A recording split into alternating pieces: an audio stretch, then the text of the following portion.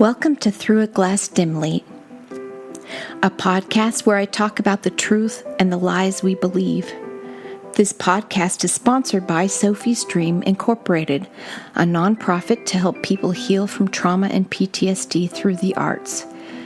If you find this podcast beneficial to you, please consider donating to www.sophiesdream.org. SOPHIESDREAM.org. Thank you for your generous tax-deductible donation and enjoy the podcast.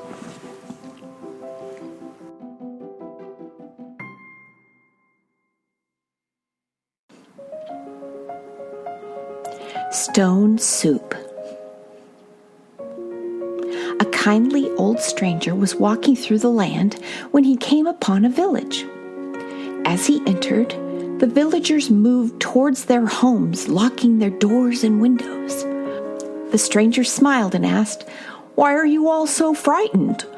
I'm a simple traveler looking for a soft place to stay for the night and a warm place for a meal." "There's not a bite to eat in this whole province," he was told. "We are weak and our children are starving.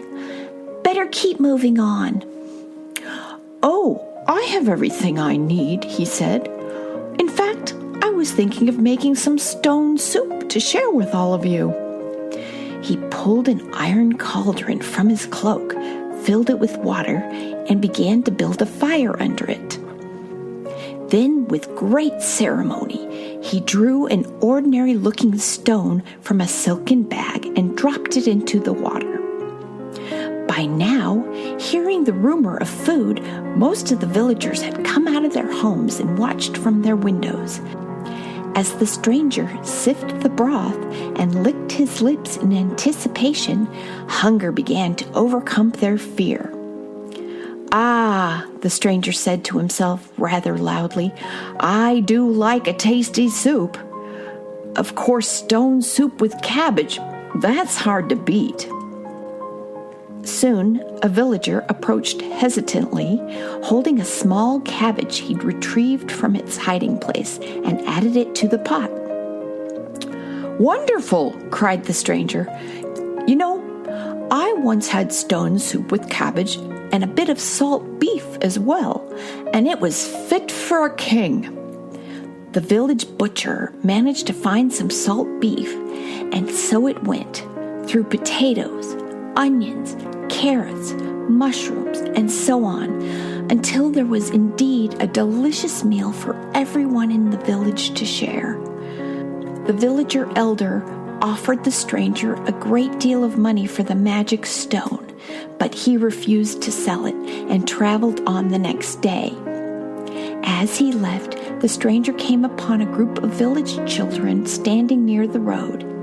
He gave the silken bag containing the stone to the youngest child, whispering to a group. It was not the stone, but the villagers that had performed the magic. The end.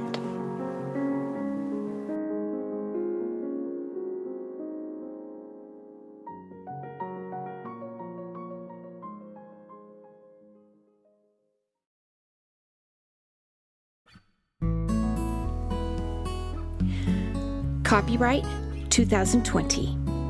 All rights reserved.